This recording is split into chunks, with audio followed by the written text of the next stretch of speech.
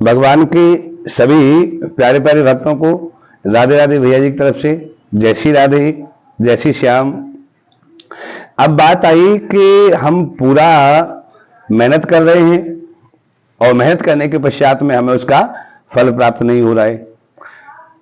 बार बार हम कोशिश करते रहते हैं लेकिन हमारा कोई भी काम बनने का नाम नहीं ले रहा है। बहुत मेहनत करते हैं, मेहनत का फल देखने को नहीं मिलता है। यहां तक है कि हमारे घर में जो सुख शांति थी वो भी जा चुकी है, घर में कलह प्रवेश हो चुका है। यानी घर में किस बात के ऊपर कलह पैदा होगी कोई पता नहीं, किस बात के ऊपर कलह शांत होगी कोई पता नहीं।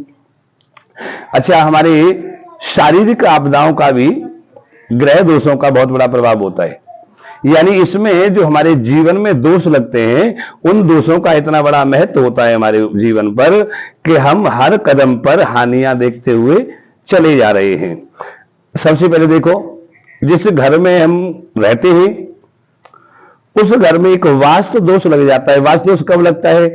या तो हम घर का जो कंस्ट्रक्शन कर रहे होते हैं, घर की जो मैपिंग कर रहे होते हैं, उस मैपिंग के आधार से हम वास्तु को निकाल कर ही मैपिंग नहीं कर पाते, इसलिए हमारे घर में सुख शांति चली जाती है। दूसरा, भूमि दोष भी हमारे जीवन पर बहुत बड़ा प्रभाव डालता है। यानी वो जगह ऐसी अशुद्ध होती है कि जिसके कारण उस जगह का प्रभाव इतना हुआ कि हमें अपने जीवन में आपदाओं का सामना करना पड़ता है। ग्रह दोष यानी हमारी राशि की अकॉर्डिंग बात करें तो हमारी राशि से कौन सी ग्रह का कौन सा प्रभाव कितने प्रभाव से आया है उसका भी प्रभाव हमारे जीवन पर बहुत पड़ता है। अब उसके बाद में वास्तु दोष हो गया, ग्रह दोष हो गया, भूमि दोष हो गया और उसमें हमारी राशि दोष का भी बहुत बड़ा प्रभाव पड़ता है। तो हमें अब भूमि दोष को कैसे काटेंगे, हमारा ग्रह दोष को कैसे हम दूर कर पाएंगे, या हमारे घर में वास्तु दोष लग गया है यानी हमारा मकान तो बन के तैयार हो गया, कंस्ट्रक्शन का कार्य पूरा हो चुका है, अब उस घर में देखा कि वास्तु लग रहा है तो उस वास्तु का निवारण कैसे करें। यानी जब तक वास्तु नहीं हटाएंगे तब तक हमारे घर में हमारे कोई भी कार्य बनने का नाम नहीं लेंगे।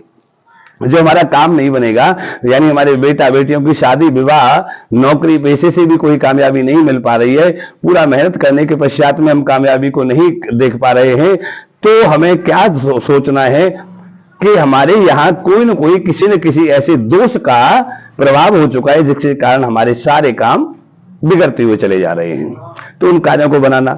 अब वास्तु दोष की बात आए, वास्तु दोष हमारे जीवन पर बहुत बड़ा प्रभाव डालता है।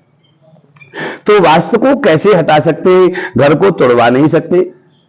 अभी हमने कंस्ट्रक्शन का कार्य पूरा किया और उसको देखा कि वास्तु दोष लगाए तो घर को कैसे तोड़े, इसलिए घर को नहीं तोड़ना है। अगर हमें वास्तु को निकालना है तो या तो हल्का सा खर्चा आएगा, जो हमारी जल की क्रिया है, लैट्रिन बाथरूम जहां हमारी बनी हुई है उनको दिशा चेंज करने के पश्चात में दोबारा से निर्माण कर सकते हैं, या ये कार्य भी नहीं कर पाते हैं तो हमें क्या करना है, शुक्र वाले दिन एक श्रीफल लेके आना, नारियल लेके आना है कच्चा। उस नारियल को हम सारे घर में घूमने के पश्चात में जहां हमारा मंदिर है, जहां हमारा पूजा घर है, जहां हम नित्य भगवान की ज्योति इत्यादि जलाते हैं, वहां पर उस नारियल को घर में घुमा के रख देते हैं। और उसके पश्चात में जब प्रातः काल होती है तो उस नारियल को उठा के हमें अपने मेन दरवाजे की जो दहली होती है उसके नीचे दबा देंगे, यानी उसे जमीन में गाड़ दें, जिससे हमारे घर का वास्तु दोष खत्म हो जाएगा।